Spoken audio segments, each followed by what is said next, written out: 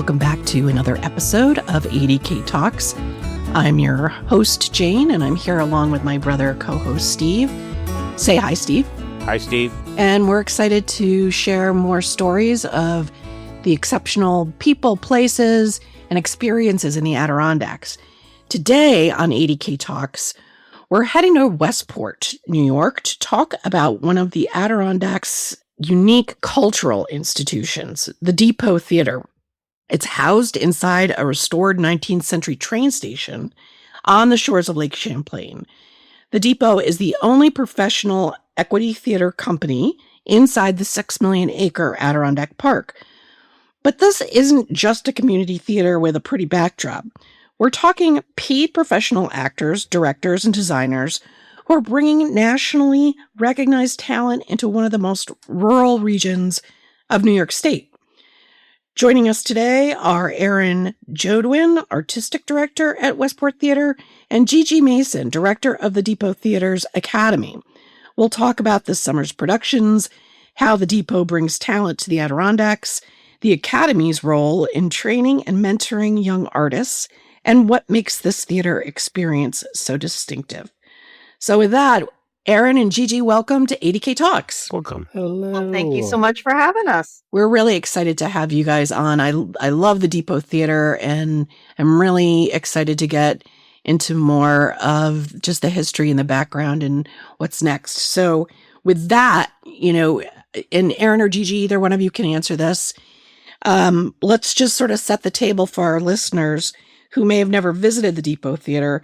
How would you describe it? Oh, Lord. Before I answer that, I need to correct one thing you said. You said we're the only equity theater in the Adirondack Park. Pendragon in Saranac Lake recently became an equity theater as well, which is very exciting for the region to have another That's fantastic. Theater working with professional actors. So congratulations to them and congratulations to the region for that kind of addition.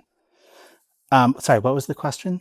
For listeners who maybe have never visited the Depot Theater, how would you describe it? Oh, Lord. I discovered the Depot Theater during the pandemic when my wife dragged me up here to get away from the city. And it's a unique theater in the most charming sense of the word. I've worked in a ton of theaters all over the place, and it's a singular theater. Like, it's inside of a working train station. We stop the shows and the trains go by. It's small. It's intimate. I don't know. I've fallen in love with it. I don't even know how to describe it. It's a theater that from the second I saw it was just a place that just kind of captured my heart. It is, I've been to several performances, never when a train has gone by. How often does that happen? Because I have to ask that. Well, we know the trains that run north and south, the passenger trains that run from Montreal to New York. So we do our best to schedule shows around those. We usually run into one during a matinee. But it's the freight trains that come through on the schedules we don't know.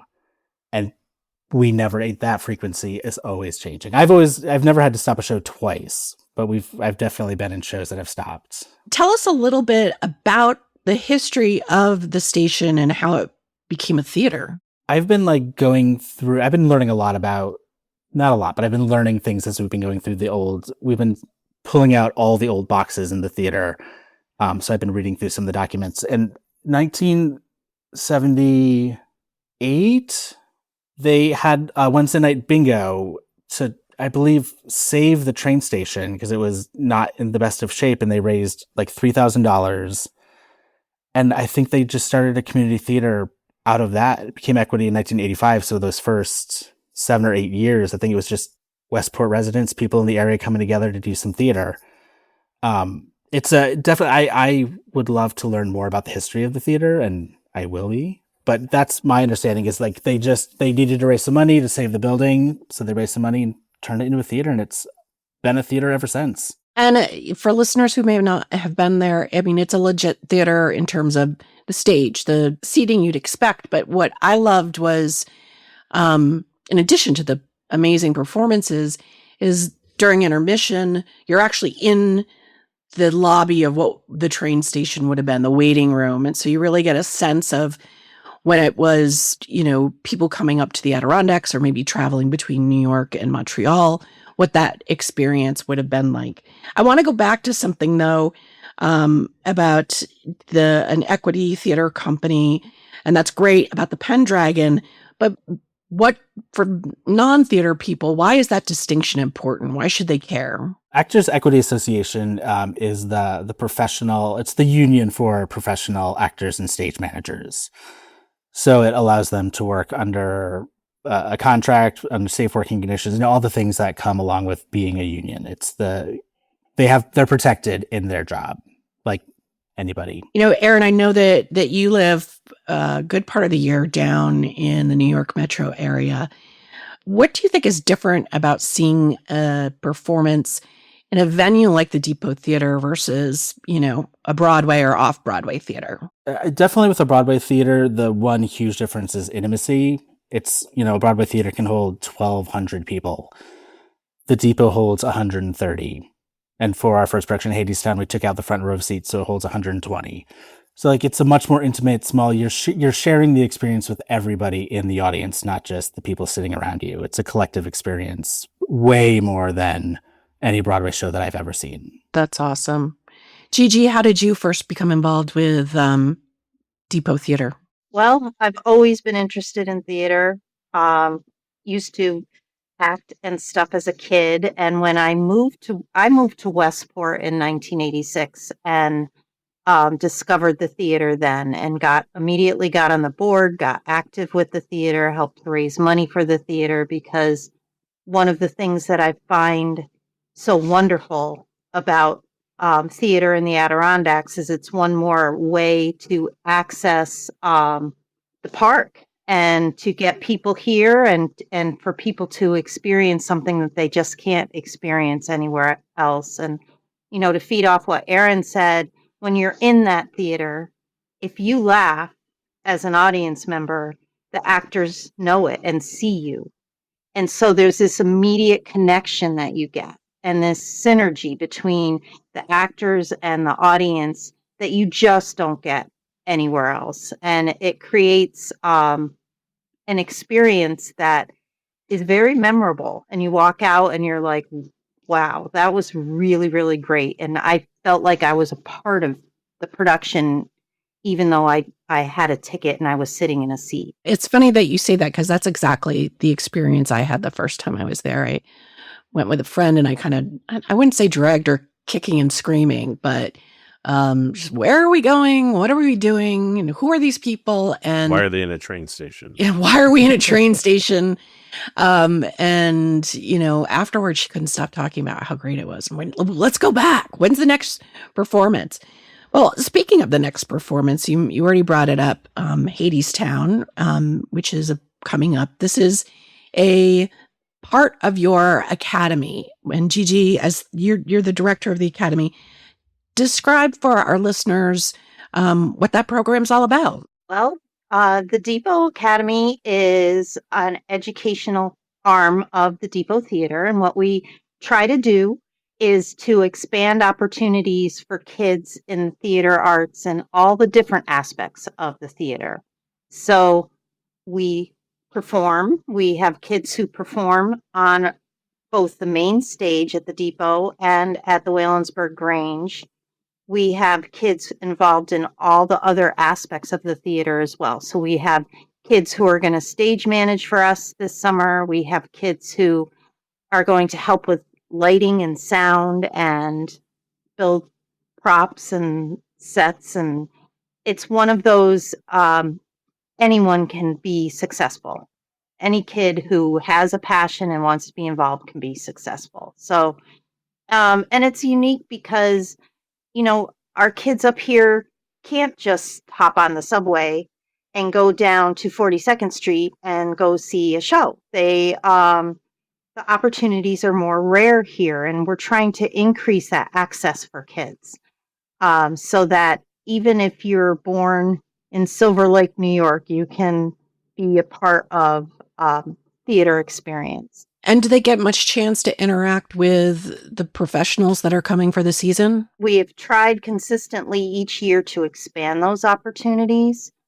Our kids, again, have very limited access to professional equity actors. And so we provide workshops where we have different people coming in people who do audition workshops, people who do vocal workshops with the kids. We've had professional makeup artists come in. We've had a lighting designer come in. This year, we're going to allow the kids to have an opportunity to actually workshop with somebody who's building a set, sound and lighting designers.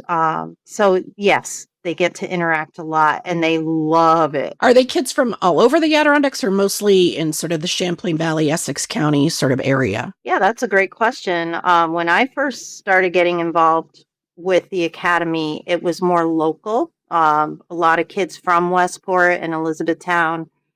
And this year, we have kids as far north. They're actually a little outside of the Adirondack Park, north of Plattsburgh, to Saranac Lake, Lake Placid, Hillsborough, Westport, all the way south to Ticonderoga. What does the programming look like this year for this season? You mentioned Hadestown and... Yes, so we have programming for kids ages 5 all the way up through college age. So if I can talk a little bit chronologically, starting with the littles, that's our intro to theater program for 5 to 7-year-olds. They're going to do a 2-week kind of day camp style experience, culminating in they're going to be Who's in Seussical Jr. Oh, that's so neat. That's going to be super cute. Then we have a junior program for kids ages 8 through 16, even 18 if they want to. It's kind of a 3-week day camp experience, and it culminates in they will fill all the other parts in Seussical Jr.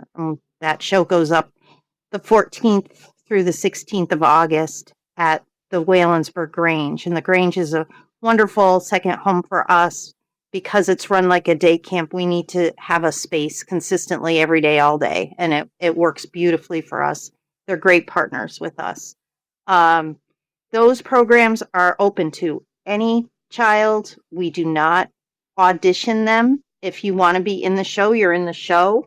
We do have an audition type experience with the older kids to figure out who gets what part, but everybody who wants to be in the show can be in the show. And then our more advanced and more competitive teen program is for kids, all teenagers, so anyone over 12 all the way up through college age. And they audition, and it's more competitive because it's more of a step-up program now. And they get to open the main stage season at the theater, which is a big deal. They get to actually perform on the same stage as all the professionals for the rest of the summer. And that will be Hadestown, the Teen Edition. We're running it the first 2 weekends in June. The 4th through the 14th, I think, are the dates. And Thursdays through Sundays. So we're in the thick of that right now, rehearsals and set building and everything in full swing. And then we are providing for the first time this year a concert version of a musical for teens. Again, that will be competitive casting. It will be in July. The musical is called Ride the Cyclone, which if you ask any teenager who's passionate about theater, they will jump up and down and tell you it's one of their favorite shows because it's just quirky and different. So we're going to run that in July. And we're also going to do a little cabaret with the teenagers in August on one of the dark nights at the theater. So lots of opportunities for the kids this summer. How can people find out more about this programming? I know that 2026 registration is closed, but if somebody hears this and says, oh, my kid would love that, how can they find out more about it for 2027? And if they want to go and see one of the productions, where can they get more information about it? Well, the best thing to do is to go to our website, depottheater.org. There's an Academy page on that website. And if they scroll to the bottom, there's a place where they can sign up to be on our email list. And if they put in their email and say they're interested in the Academy, they go into my contact list, and then they automatically get all of our information on programming for the following year. It's also the place, depottheater.org, where you can purchase tickets for any of our shows. That's great. Was there ever a moment when you realized, or that the organization really saw the impact that they were making in the community through the academy? Oh gosh, that's one of the most exciting parts for me. Working with kids is my passion, and we can see clearly the impact that these programs have on our kids in the area. They're more well-spoken, they work well together, they have grit and they persevere and they develop lifelong friendships that just there's nothing like theater friends. There just isn't.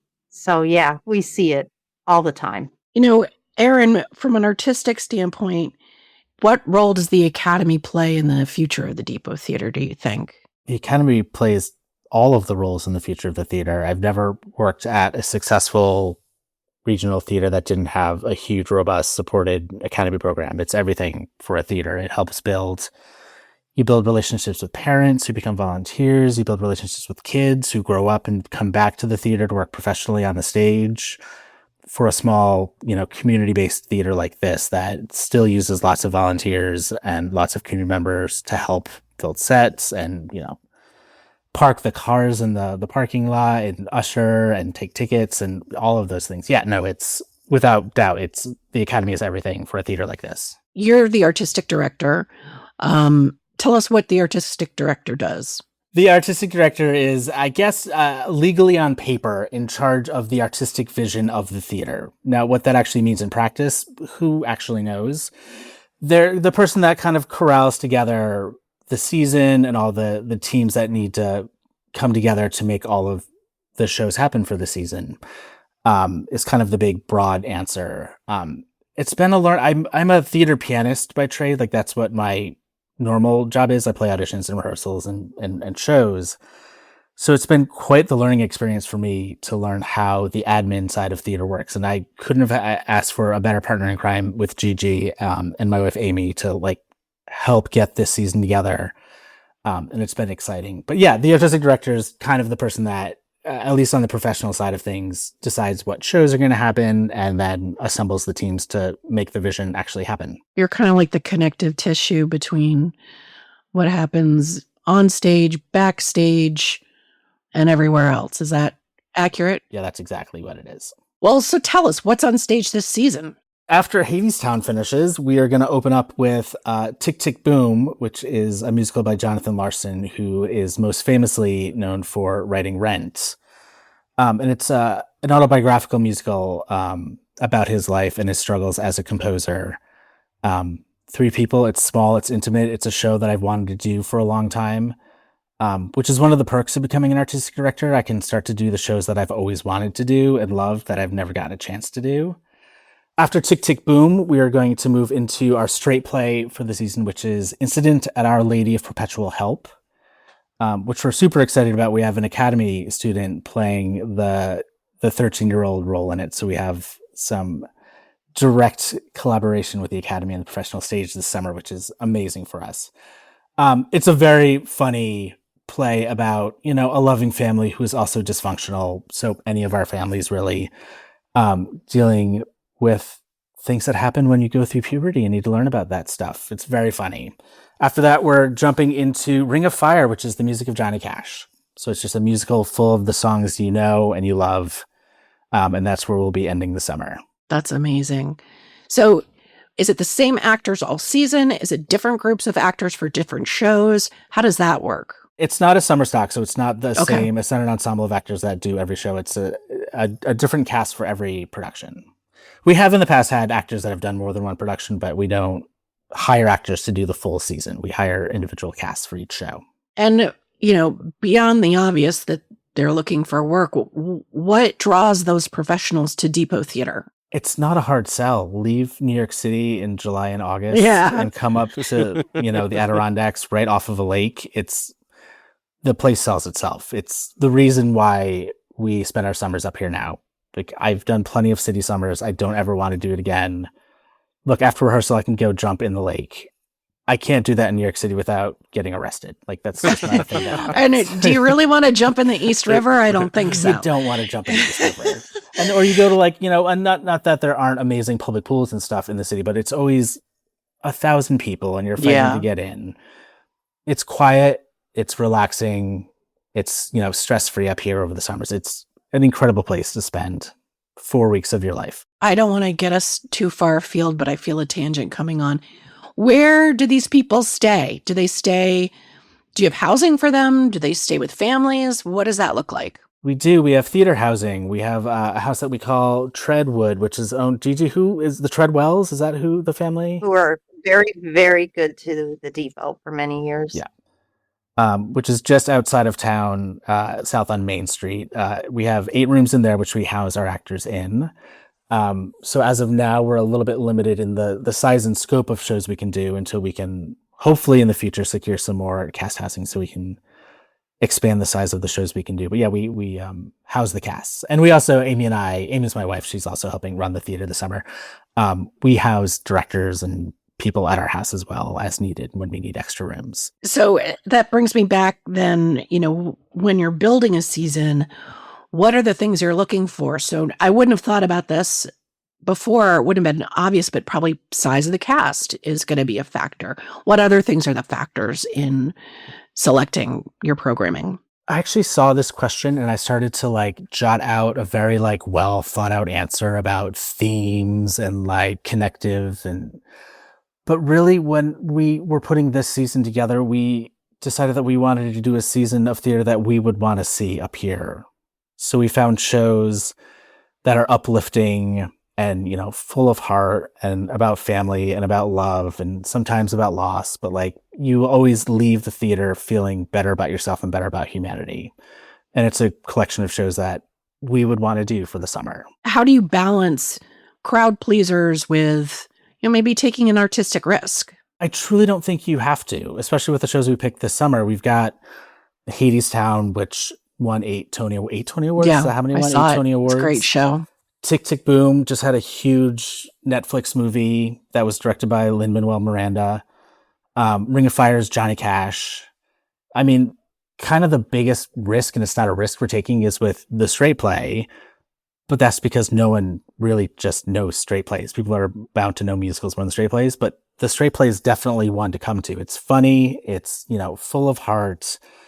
Yeah, I don't think you have to sacrifice one for the other. How early do you begin planning for the season? This year, I hopped on board this year at the end of November. So I got a little bit of a later start than I would want to, but we're already talking about what we're going to, ideas for next summer. I feel like you can never start too soon, just brainstorming and especially trying to find new ways to get Academy kids in on the professional stage and what shows, knowing our limitations with cast sizes, can we make that happen? So yeah, it's a year-long process. That's a sort of a common theme I think we hear from a lot of different artistic organizations, whether it's the Seagull Festival in Schroon Lake or the Hyde Collection in Glens Falls. I don't think people, the regular folks like us, are really aware of how much time and advanced planning goes into, a season. We had the Hyde on a couple of months ago, and she talked about, sometimes they're planning for an exhibit 2 years out. And Darren Woods from the Seagull Festival, he said a couple of times that, we've always wanted to do this and the time was never right. And now we finally did. So it's sort of interesting to me, sort of, how things are curated and how long that takes. Especially up in the North Country, it takes longer to get things sometimes. We're looking for a metal fire escape ladder for Tick, Tick, Boom, which we're still trying. If anybody listening to this knows of a metal fire escape ladder, we're looking for one. But that's something that we could find in a day and a half down in New York City. So it's we have to take that into consideration too, of just the time it takes to get stuff. And for me, from the Academy's point of view, I kind of have to have a sense of where our kids are at, right? And what level they're at. And we would not have been able to do Hadestown 3 years ago. We're ready now. So kind of take into account those factors as well.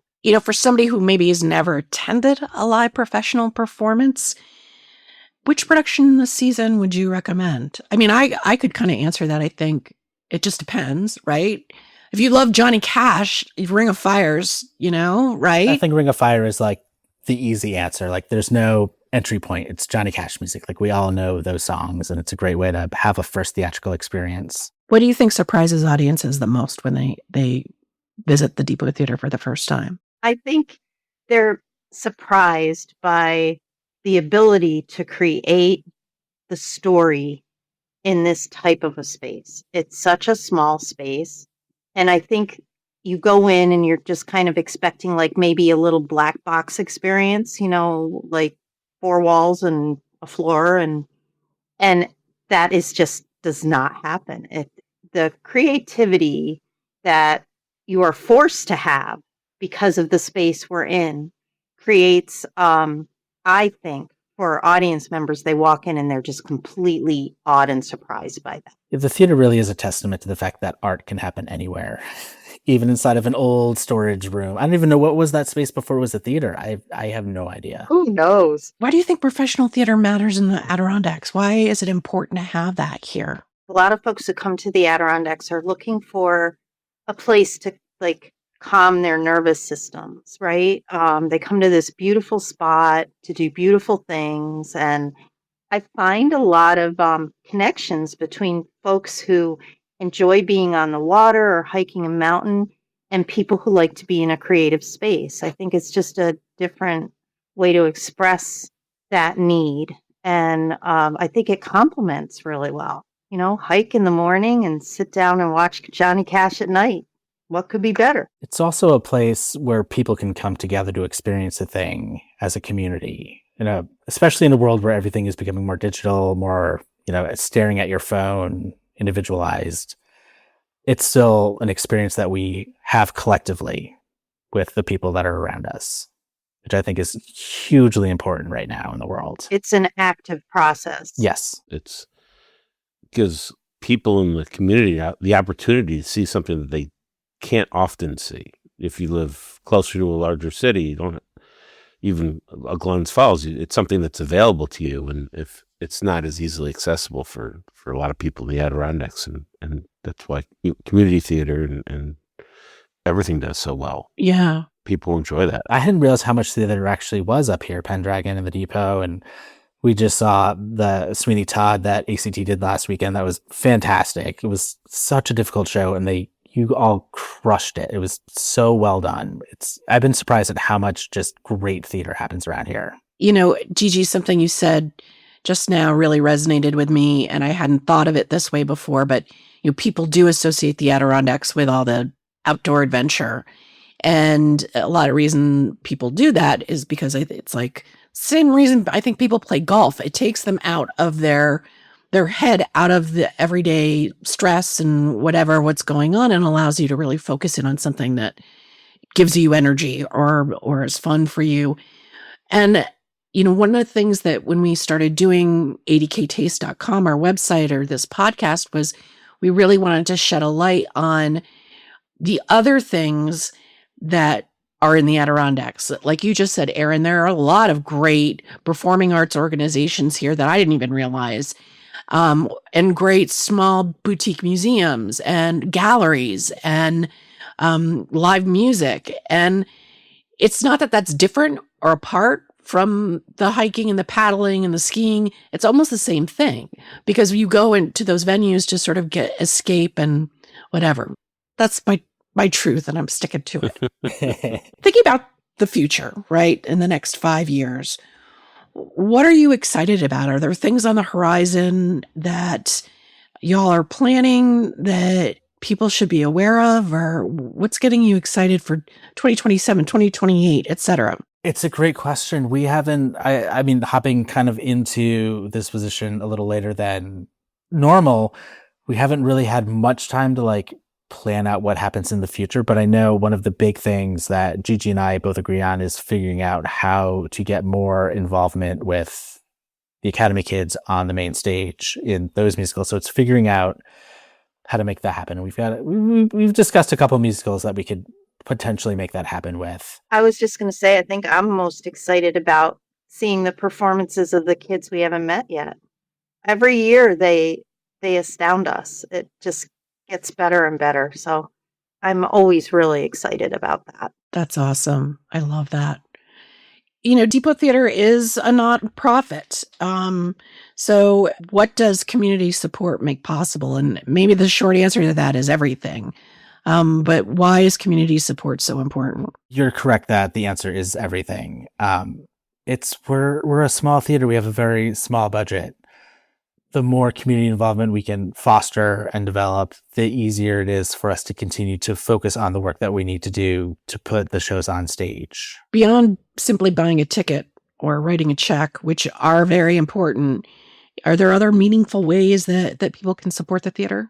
Yeah, if you have a particular theater skill, or you know how to use a power tool or hold a paintbrush, come on down. We can absolutely use you to help build sets, paint sets. You know how to sew. Yeah, if you can do costume things. Yeah, anybody that wants to do anything to help, we will figure out something for you to help. We're always in need of people to help us out do things. And yeah. And a fire escape. If you're a metal worker and you know how to make a fire escape, we just need the latter part. We doesn't need to move, just needs to stay there. Now I'm going to be thinking about that. Like, where would you get that fire escape? There are a couple metal scrapyards that I'm going to give a call this week to see if perchance they have something. Well, this has been a fascinating discussion, and thank you so much for sharing all that you did about what goes into your productions and the Academy, which sounds like an amazing, amazing resource for those of us living in the Adirondacks and our families. Before we release you into the wild, before we set you free, at the end of every episode, we always ask our guests to tell us about, one of their favorite spots in the Adirondacks. And it can be absolutely anything from a trail, paddle, favorite ice cream place, a diner, vegetable stand, museum. It can be really anything. You just can't say the Depot Theater. I'm sorry. But what would be your sort of, Erin, for somebody who's not up here full time, you can't wait to go back to, or if somebody's asking you where should I go or do in the Adirondacks, what would you usually say? And then Gigi, I want you to answer the same question, please. I'm going to give you a couple. In the winter time when we come up here on the weekends or for a long, like over the holidays, my favorite place to go to is the Oval in Lake Placid and ice skate. That's not a very unique answer, I feel, but like we love to go over there and skate as a family, and it's we love it. It isn't really neat and historic, and I think that's the same oval that, didn't Eric Heiden win his gold medals on that oval? And that's amazing. That's a great one. We haven't heard that one before. And during the summertime, my wife has gotten me into swimming holes, which I love, which I never really experienced much as a kid, growing up in Connecticut, for reasons I will talk to my parents about later. But there is a swimming hole over by the Octagonal School up on 22 as you're driving towards the Essex Ferry. If you take a left over that bridge right before that sharp right turn, there's a little trail down there to the river, and it's the best little tiny swimming hole. And we absolutely adore going over there with our little guy. We have an 11-year-old and he loves it. That's great. Gigi, you're up. The first one that came to mind for me, I'll say it. My dad was born and raised in Newcomb, and his family's still there. I'm pretty much related to everybody in Newcomb, and all 11 of them. So one of my favorite hikes is Mount Goodnoe. I love the mountains with the towers on top, and this tower is open, so you can go up into the fire tower, and there's just a gorgeous 360-degree view from all sides. I love to do it like the last week of September, first week of October, because it's peak in the high peaks at that time, and there's really just nothing like it.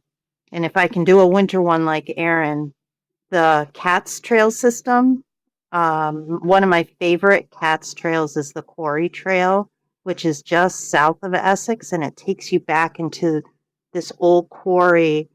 And so there's these huge stones, and you can go down and see. We snowshoe in there, and it's just spectacular. That's awesome. Yeah, we've written about CATS, which listener stands for Champlain Area Trail System, which is really an incredible, public facility, a great trail system that's maintained by people and locals and volunteers. That's really incredible. Both of those are great.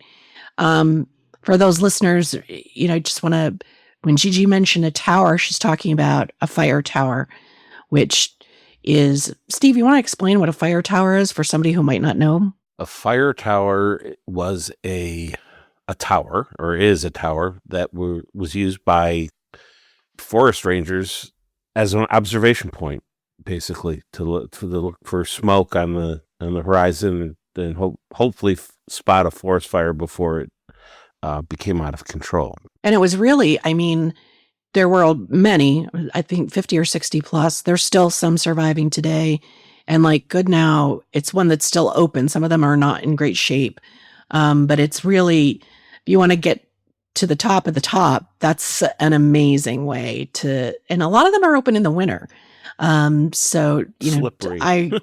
It's slippery, but we all love the Adirondacks in the fall, and it's my favorite season here. And the foliage is spectacular, and it's an amazing way to see the foliage. But I'd also give it a little shout out for the winter too, because the landscape is so breathtaking at that time of year. All right.